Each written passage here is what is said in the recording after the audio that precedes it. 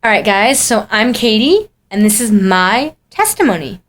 So I was born in October of 1996 in Jersey City, New Jersey, to both of my parents, and I have a younger sister named Emma, who is honestly, I can say, my best friend, my biggest supporter, and has been there for me through all the challenges that we face in our life, and I couldn't be any more grateful or thankful to her for that. And she's just always leading me in a positive direction and always making sure that I'm doing things that I'm supposed to be doing, which is amazing. And she just always supports everything I do, and I love her so, so much for that. When I was first born, though, prior to her, because I am the older one, I found out that I would need open heart surgery. I had some valves in my heart that weren't working properly, and the doctors basically said that I was going to have to get the surgery now or die. And my chances of survival from the surgery were very slim, and if I was to survive, I was supposed to live a very vegetative lifestyle because my body was not going to be able to function properly. Well, I beat all the odds, and I survived the surgery. And not only did I survive, I thrived from this surgery. I walk, I talk, I run. I can do all the things that other kids can do. Sometimes not as fast or as well, and I've had my learning struggles over the years. But the fact that I was able to survive and thrive the way that I did, my parents knew that God was at work in this situation, and that's really cool. And I'm really thankful to God that He really showed me from the very beginning, because as I got older, I was told this story, like, I have a plan for your life and I set you apart for a reason. And that was really, really cool. I guess, I was 6 years old when I came to Christ.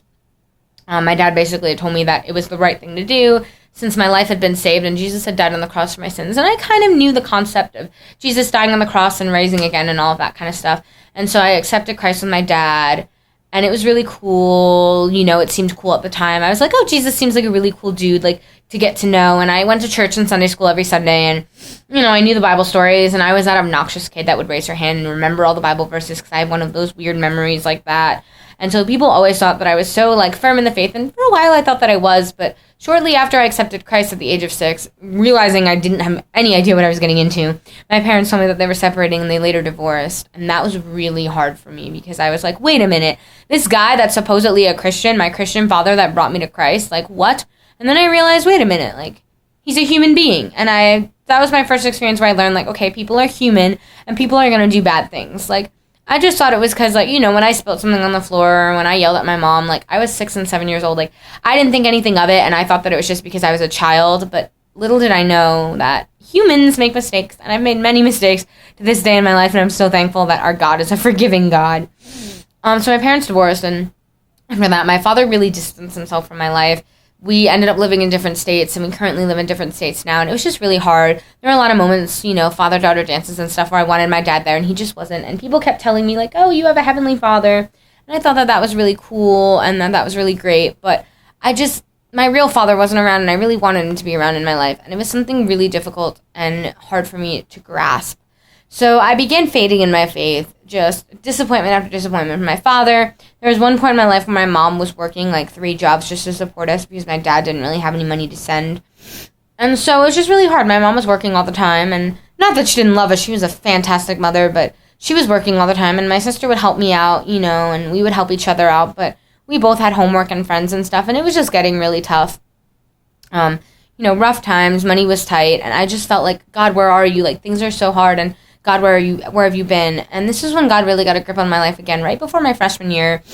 Money was still a little tight and things were still a little tough, but we were pulling through as a family. And right before my freshman year, I was with a family friend and I got in a really bad motorcycle accident. I was flung off the bike, the whole 9 yards. I shattered my femur.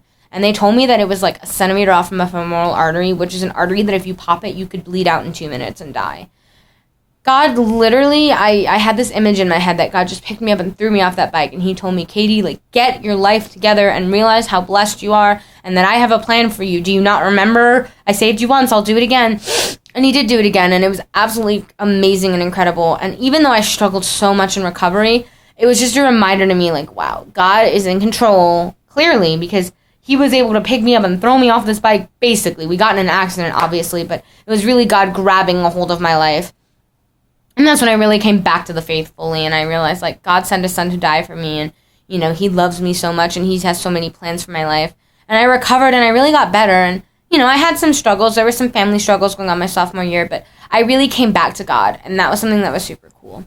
And I ended up starting to look at Christian universities, and that's how I ended up at Eastern, because I felt like a Christian environment was definitely something that I needed in my life, which was really cool. And how I got involved with Worldchangers and how I wanted to work with Worldchangers clearly was not because of my camera skills, but it was because I went last summer with my church. Chris Durkin spoke from Culture Community at the Neptune Week, and he's my pastor, and he told me I should go, and I thought I'd give it a try, and I did. And I just fell in love with the whole operation that you guys do, and I just fell in love with being able to do something so helpful for someone else while still sharing the gospel. And it was a really cool experience to see, like, wow, I could share the gospel in my daily life. It doesn't have to be this big coming to Christ, come up to the front of the church type of thing. Like, I could just help somebody walk the dog and clean the bushes and make a ramp like my group did. And you know what I mean? And it was just really cool experience for me. And the concert of prayer really reminded me to just get right with God and, thank him. Like, I had so much to be thankful for, and I just wasn't looking at it that way. I was going off to college, and I had a lot of nerves and a lot of excitement, but I wasn't looking at all the blessings that I already had in front of me, and God really helped show that to me. And my missions coordinator, Megan, was absolutely amazing. I love her more than anything.